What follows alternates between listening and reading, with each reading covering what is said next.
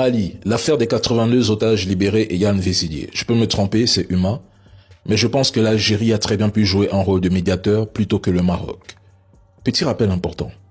Yann Vezilier était également accusé par le gouvernement malien de collaboration avec le FLA. Les militaires maliens étaient entre les mains du JNIM FLA. Posons une question simple.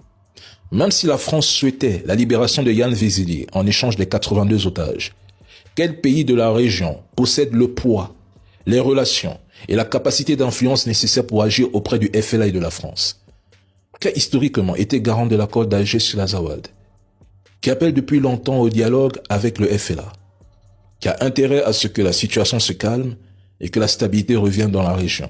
C'est l'Algérie. Même dans mes rêves les plus fous, le Maroc aurait difficilement pu jouer ce rôle de médiateur. Pourquoi?